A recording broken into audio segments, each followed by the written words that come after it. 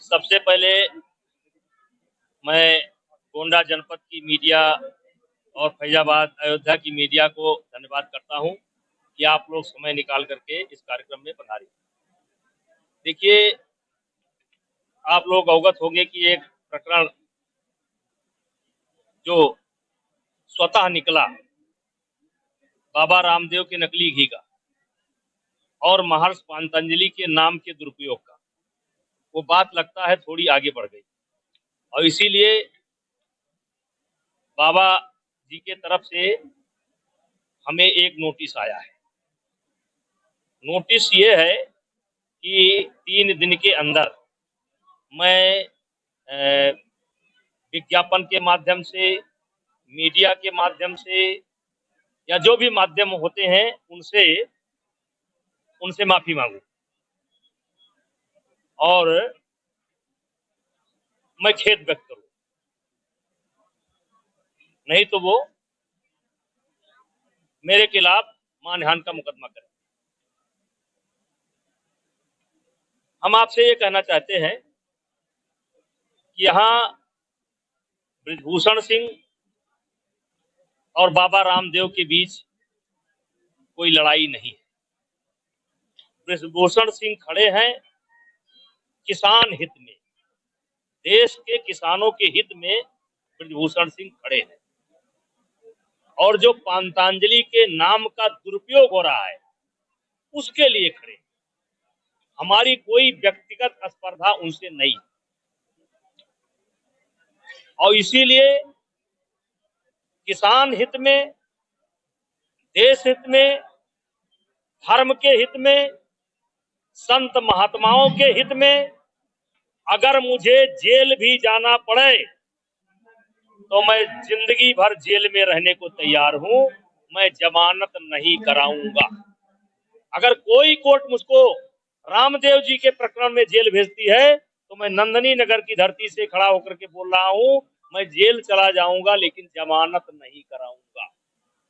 मुझे देश की अदालत पर भरोसा है, संविधान पर भरोसा है, तो इसलिए बाबा रामदेव या उनके चेले दुनिया को धमकावें, हमको ना धमकावें। हम देश हित में, समाज हित में कुछ भी कर सकते हैं। हम यहाँ पर जो बैठे हैं एक सामान्य परिवार में पैदा हुए और आज 6 बार से 7 बार से गोंडा की जनता, बलरामपुर की जनता, कैसरगंज की जनता जो मुझे बना रही है सांसद, विधायक, तो मैं रामदेव की कृपा पर नहीं बन रहा, मैं जनता की कृपा पर बन रहा और जनता मेरे साथ है। और एक चीज मैंने ये तय किया है कि शीघ्र ही महर्षि पतंजलि के जन्मभूमि पर पूरे देश के संतों का वो एक आह्वान करूंगा और 7 दिन तक वो कार्यक्रम चलेगा और मैं संत महात्माओं से आग्रह करता हूं और स्वयं मिलकर के आग्रह करूंगा कि महर्षि पतंजलि के नाम का दुरुपयोग और किसान के साथ हो रहे अन्याय का ये जो जन आंदोलन है, इस आंदोलन को संतों का आशीर्वाद मिलना चाहिए, क्योंकि आम आदमी जब थक जाता है, निराश हो जाता है, तो संत ही कमान उठाते हैं। और मैं देश के संतों से आह्वान कर रहा हूं कि महर्षि पतंजलि जी के भूमि पर आप आकर के अपना आशीर्वचन कहें और अगर मैं गलत हूं तो मुझको गलत कहें, यदि रामदेव गलत है तो रामदेव को गलत कहें। आगे जैसा आप चाहेंगे वैसा मैं करूंगा। ये आंदोलन मैं अब देश के संतों को और देश के आम नागरिकों को समर्पित करता हूं, देश की जनता को समर्पित करता हूं। केवल रामदेव ही नहीं है, रामदेव के चेले बैठे हैं, हर कस्बे में बैठे हैं। कानपुर से बनी हुई मिठाई गोरखपुर तक सप्लाई होती है, 100 रुपया किलो सवेरे सवेरे रख दी जाती है, ये भी रामदेव के पट्टे हैं। ये नकली पनीर जो बन रहा है, ये रामदेव के पट्टे हैं। रामदेव डुप्लीकेट खाद्यान्न है, उनके वो हैं। राजा, लेकिन जगह जगह पर बैठे। इसके लिए जनता को जागरूक होना पड़ेगा। जनता जागरूक हो, किसान हित में, अपने बाल बच्चों के हित में, देश हित में जनता भी जागे। अगर उसके अगल बगल कहीं नकली घी बन रहा है, नकली प्रोटीन बन रहा है, नकली पनीर बन रहा है, नकली दूध बन रहा है, तो जनता को आगे आना होगा। और जनता जब आगे आएगी तो ये जो गौ पालन से हमारा मोह भंग हुआ है, गाय पालन से हमारा मोह भंग हुआ है, भैंस पालन से हमारा मोह भंग हुआ है, ये मोह फिर वापस आएगा। जिस दिन किसानों को अपने मेहनत का उचित लाभ मिलेगा, उसी दिन फिर गौ पालन के प्रति प्रेम बढ़ जाएगा और भैंस पालन के प्रति प्रेम बढ़ जाएगा। लेकिन आज ये जो गौ की उपेक्षा हो रही है, लोग गौ छोड़ रहे हैं, गौ के गले में तार लग रहा है, गौ मर रही है, इसके कारण ये नकली खाद्य पदार्थ, दूध से बने हुए नकली खाद्य पदार्थ जो भी बना रहे हैं, ये है। और इसके सम्राट हैं, इसके राजा हैं रामदेव। इसलिए मैं सरकार से मांग करता हूं, चाहे भारत सरकार हो, चाहे उत्तर प्रदेश की सरकार हो, चाहे उत्तराखंड की सरकार हो, सबसे मांग करता हूं कि आप इस पर पाबंदी करें, इसको देखें। तो उत्तराखंड सरकार ने, देखिए, मैं देश का नागरिक हूँ, सांसद बाद में हूँ, और जैसे ये तमाम, देखिए जैसे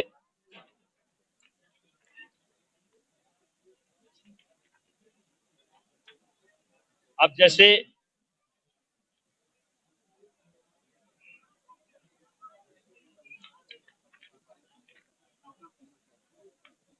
ये एक्टिव मूव फार्मस वैदिक A2 कोई घी है, ये 2800 में बिक रहा है। एक गिर ऑर्गेनिक दूध है, घी है, ये 2850 में बिक रहा है। दिव्य कामधेन गिरी काऊ, ये 1800 में बिक रहा है। वैदिक घी प्रीमियम 1950 में बिक रहा है। कपिवा A2 देसी घी, ये 1900 में बिक रहा है। यहाँ तक कि 36 से 4,000 में बिक रहे हैं, घी बिक रहा है। तो कहने का मतलब या तो वो गलत, जो 3,000 में बेच रहे हैं, 4,000 में, या तो वो गलत और या तो रामदेव गलत। तो कोई तो गलत नहीं, सरकार पता करे। देखिए, कहते हैं विनाश काले विपरीत बुद्धि, और गोस्वामी तुलसीदास जी ने लिखा है कि, क्या कविता लिखा था भैया, जाको प्रभु दारुण दुख दीना। गोस्वामी तुलसीदास जी लिखते हैं, जाको प्रभु दारुण दुख दीना, जिसको दुख देना चाहते हैं उसकी मति को पहले हर लेते हैं। और दिनकर जी ने लिखा है, जब नाश मनुष्य का छाता है, पहले विवेक मर जाता है। दिनकर जी ने लिखा है। तो ये हमारे महर्षि पातंजलि जी को अवतार भी कहा गया है, शेषनाग जी का अवतार भी कहा गया है। तो अब शेषनाग जी चढ़ करके बोल रहे हैं, इसीलिए उन्होंने महिलाओं के लिए इतने अपमानजनक शब्द का प्रयोग मिला के बाबा रामदेव का नाश निश्चित। अरे यार, क्या वैसा सवाल देखिए, जिस तरीके से बाबा रामदेव तमाम दवाई बना रहे हैं लोगों के लिए, आखिर वो बीमार होकर के क्यों भर्ती है? वही तो मैं कहना चाहता हूँ कि एलोपैथिक पर आपने इतना बड़ा सवाल खड़ा किया, पूरे देश में घूम घूम करके सवाल खड़ा किया और लोगों से रजिस्ट्रेशन भी करवाया, पैसा भी लिया, और उसी एलोपैथिक का सहारा आप ले रहे हैं। ठीक है, आप अपना प्रचार करते, लेकिन एलोपैथिक की निंदा करने को आपका क्या राइट है भाई? आप अपनी बात कहें, लेकिन किसी की निंदा करने की क्या राइट है? आप होम्योपैथिक को नकारते हैं, आप एलोपैथिक को नकारते हैं, आप आयुर्वेद को नकारते हैं, बस केवल रामदेव और आपका नकली घी, बस यही बेट है सब। जब संत लोग आंदोलन छेड़ देंगे उनके खिलाफ, तो वो पैसा ही तो सामानों पर प्रतिबंध लगा रखा है, फिर भी ये मार्केट में बिक रहे हैं और वहां नहीं चल रहे। देखिए, ये मैंने जो आपको दिया है, इसमें बहुत कुछ है। जैसे इन्होंने एलोपैथिक पद्धति पर सवाल उठा दिया है, कोरोना की दवाई बना दी। इन्होंने छोड़ा किसको है? डॉक्टरों ने नहीं छोड़ा, एलोपैथिक पद्धति को नहीं छोड़ा, और फिर एलोपैथिक के शरण में जा रहे हैं। क्योंकि मेरे पास समय कम है, इसलिए मैंने आपको विस्तार से दिया है, और इसीलिए दिया है कि इसको सब छापिए।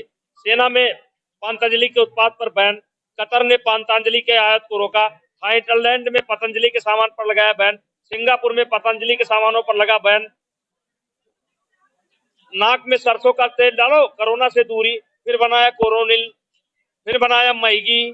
पहले कहते थे मैगी और फूड खाने से गंभीर बीमारी होती है, फिर खुद ही वही बेचने लगे। एक बड़ा आरोप ये लगा है कि ये दूसरे के उत्पादों पर अपना ब्रांड लगाकर बेच रहे हैं। बहुत, ये सत्य है, ये सत्य है। ये ज्यादातर जैसे बिस्कुट वगैरह, शहद वगैरह, ये तमाम सामान ये केवल मतलब इसको क्या कहते हैं, मार्केटिंग नहीं, जजिया कर कह लीजिए, जैसे जजिया कर कह लीजिए। अब इनका इतना बड़ा नाम हो गया है कि आपको सामान बेचना है, आप इनका मुहर लगवा लीजिए और आमदनी का बहुत बड़ा भाग ये ले लेंगे, तो इसी को तो जजिया कर कहते हैं। मोहर जो लगा रहे हैं वो तो हमारे आपके यहाँ जो मंत्री जी है उनका नाम का दोहन कर रहे हैं, और उसके बाद में भी आपसे इतना विरोध कर रहे हैं। नहीं, मैं जो है देखिए, मेरा कोई विरोध नहीं है। मैं महर्षि पातंजलि का वो सदुपयोग कर रहे हैं या दुरुपयोग कर रहे हैं, ये जिम्मा मैं देश के संतों को देता हूँ, और इसीलिए शीघ्र ही एक संतों का सम्मेलन बुलाऊंगा, और जो कम से कम 7 दिन तक चलेगा, और देश के संत फैसला लेंगे कि रामदेव को हक है कि नहीं है।